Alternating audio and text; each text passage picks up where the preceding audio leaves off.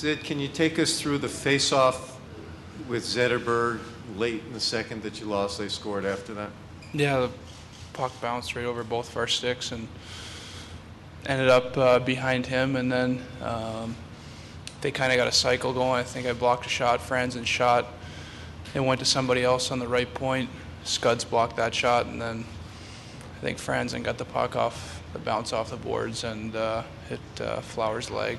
So a lot of things happened there, but you know, they found a way to put one in.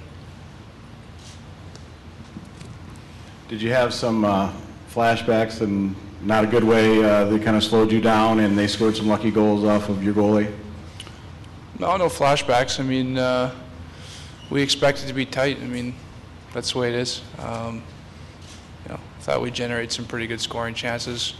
Our line, I think we've got to find a way to get a few more, but they're a good hockey team, and you've got to execute when you get them. And we had a couple that didn't go in, and you know, maybe that's the difference. But it's tight hockey, and we've got to expect that. Sidney, just to your left, Kirk Maltby spoke after the game about the little incident or maybe run-in that you two had. He gave his side of it. I wonder if you could just explain from your side what maybe occurred. Yeah, Kirk, he was doing what he always does, and you know, he was giving guys lip service and things like that, and you know, I two-handed him one thing on top of the foot there as we were skating by. So you know, he felt like it was necessary to keep talking after the game, and I thought I'd whack him, and that was it. Sid, can you take us through the play early in the third when I think your shot was saved and then hit the post, and then it looked like Zetterberg got on top of Osgood and may have put his hand on the puck? How did you see it? Yeah, it just, I don't know if it hit the post, it rolled up somehow and laid on Osgood's back, and somebody jumped in there and put their hand on it. So I don't know if it's, I've never seen that happen before. I've never seen the puck stay on a goalie's back like that and just sit there, but I don't know the rule on that. And I know he put his hand over it, so whether that's a penalty shot or not, I don't know, but didn't go in, and you know, that's the way it went. So going back to that go-ahead goal, the icing before that, how gassed were you guys at that point, and did that feel like a key moment of the game that Dan really needed to use the timeout there? Yeah, I think he did the right thing. I mean, yeah, I think our set of forwards is probably not out there quite as long as our D. Those two guys were out there for a long time, so I think the breather was something we needed, and you know, you make those calls in games and you realize that those are big times in hockey games, but we had an opportunity to get it out a couple times at that point, so we didn't, and then they got a bounce. I mean, that's what it came down to.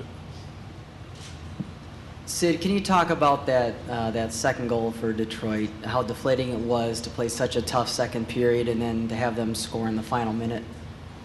Yeah, it's tough. I mean, but you face that. I mean, they're a good team, and teams get a one-goal lead, whether it was the last minute or not. You know, we still had a third period to get back into it, and you never want to give up goals.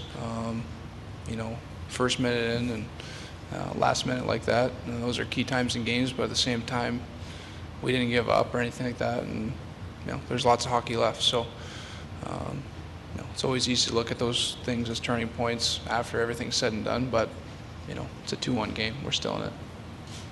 You talked about the need to bury chances. You guys had some real good ones early in the second one, still 1-1. Malkin had the breakaway. Did you kind of feel like, you know, the inability to beat Osgood at that point sort of turned the game a little bit when you guys maybe could have jumped ahead?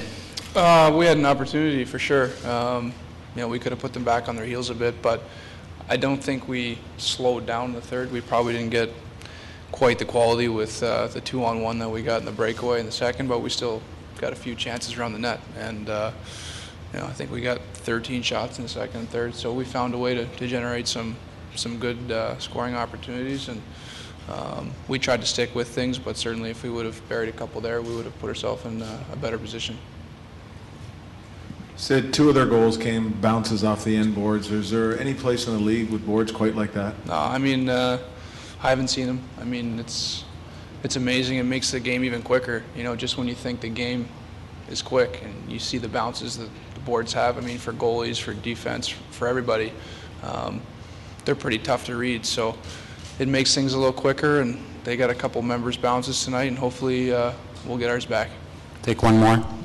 So do you leave this game more confident in your ability to compete with this team versus last year after game one? Yeah, definitely. I mean, we made a few mistakes tonight, and so did they, and they got a few bounces. That's what it came down to. And this is tight hockey. We didn't expect to come in here and have it be easy. We knew we were in for a tough series, but we believe in our game, and didn't go the way we wanted to tonight. But good thing is we got a short period of time here, to prepare and get ready for game 2, and we're confident that we can get one here and go home. Thanks, Sid. Okay.